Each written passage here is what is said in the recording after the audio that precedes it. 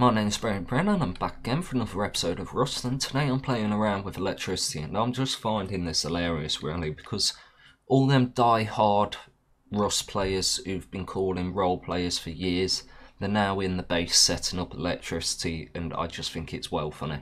And Rust as a whole, I don't know about you guys, but when I originally purchased it, it was under the impression that I was getting like a survival zombie game. The zombies are long gone, and I'm not really seeing the survival aspects of it now, as we've got electricity and it's not really a post-apocalyptic world no more if we're all running around with electricity. So now that said, let's just get into this. The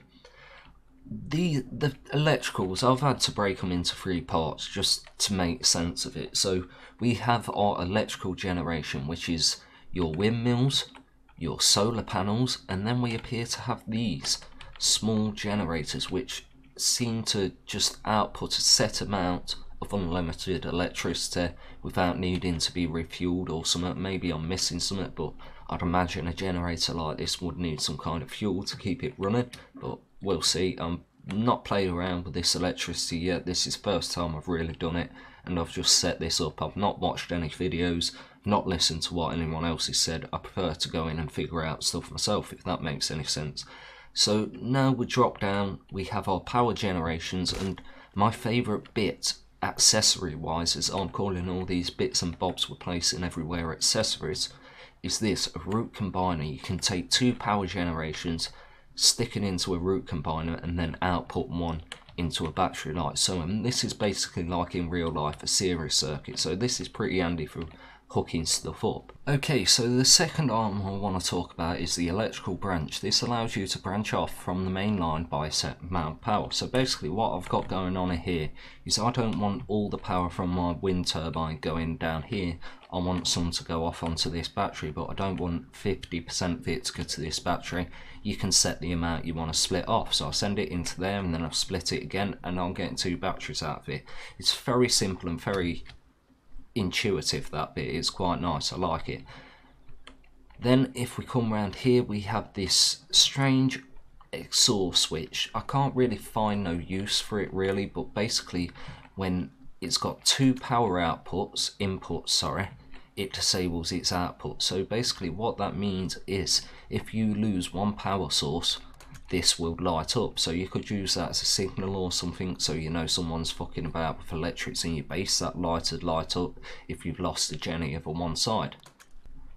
Okay, so next we have the AND and the OR switch. These basically both seem to be the same, and it makes no real sense. If you have a look on the menu, it gives you both the same things, but as you can see, it says it gives a greater output. I've got two 99s in there and it's putting out 99, so if I swap this, it's still the same, which makes no sense whatsoever whether 99 is the greatest you can get through. And it appears on the AND switch that if one output is off, it will not generate electricity on its output. So if we swap that, that will turn the light on above.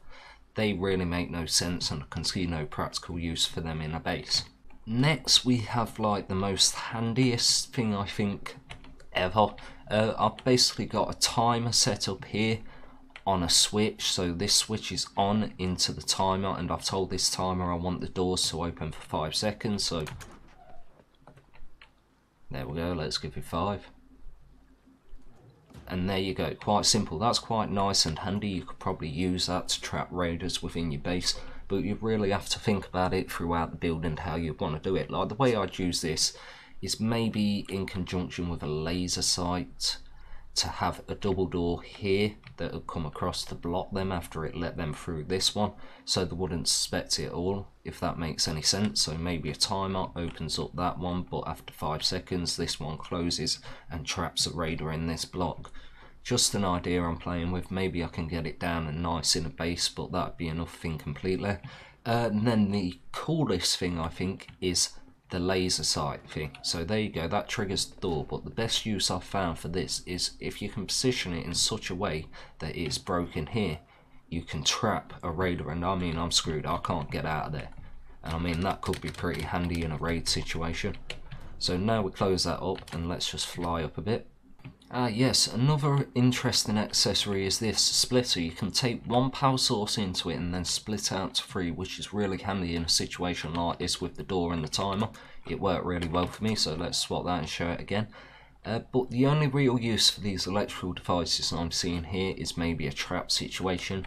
As like I said, I'm really liking these laser things. If I could find a way to use them to trap a raider in my base, or maybe trap them in a point where they're screwed by an auto turret and then their body is unlootable so they can't get the resources back. That'd be really nice. I quite like the idea of it, and I'm going to be playing around and trying to incorporate a few of these into my base builds. So basically this has just been a really small overview of the electrical system. I'm sure there's some parts I've missed and not understand properly. If you'd like to fill me in, I'm sure you will in the comments. But that's me done for today. Thank you and bye.